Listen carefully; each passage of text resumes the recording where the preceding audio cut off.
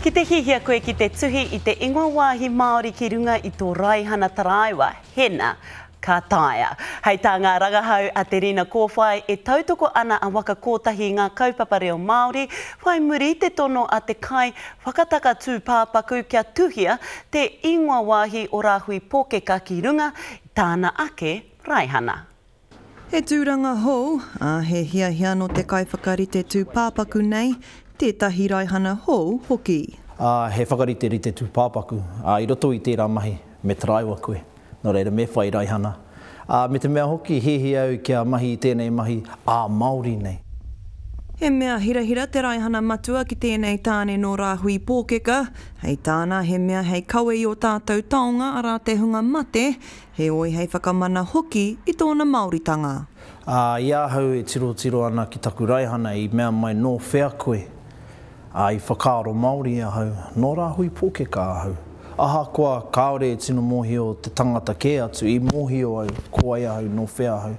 Nā tēnā i rongo me ki te hirahiratanga o te Māori mo tōna mana motuhake. Hei tā te waka kotahi, ko te reo Māori tētahi o ngā reo matua o Aotearoa, me te aha ka whakau te rātau i te reo Māori, ka ki te hoki ngā uara kei roto. Hei tā rātau anō, ka taia ngā umanga Raihana Taraiwa ki te tīni ngā wāhi noho kei runga i te Raihana. Aha kua Māori, aha kua Pākehā, i kōrero mātou o te karere, ki ngā pau taunaha o Aotearoa, hei tā rātau, kaore rātau, kia whakataungia he ingoa tūturu, mo te taone, engari ko te ingoa kua rekua tatia, ko ia, ko Huntly. Hei tā rāpana, nā te tūpuna o te kingi Māori tuatahi a te putu, i tapa te ingoa ko Rāhui Pōkeka ki runga i te wā kāinga nei, engari e mōhio tia whānui tia ana, ko Huntly. I ngā rautau kua hori, nā tētahi kotimana i tapaina te ingoa, kia rite ki tōna wā kāinga o Huntly i Aberdeenshire. Koe nei te taone i tupu ai ngā kingi Māori, ko Huntly. No reira i whakaaro au, me kimi pēr he huarahi rereke ki te whakatika.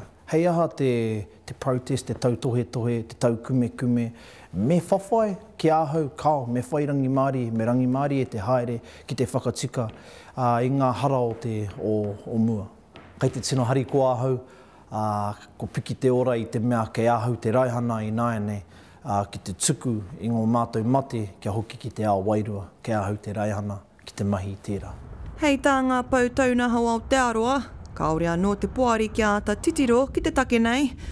Ko waka kotahi tēnā e whakatinana ana i te whakatauki, ko te reo kia tika, ko te reo kia Māori.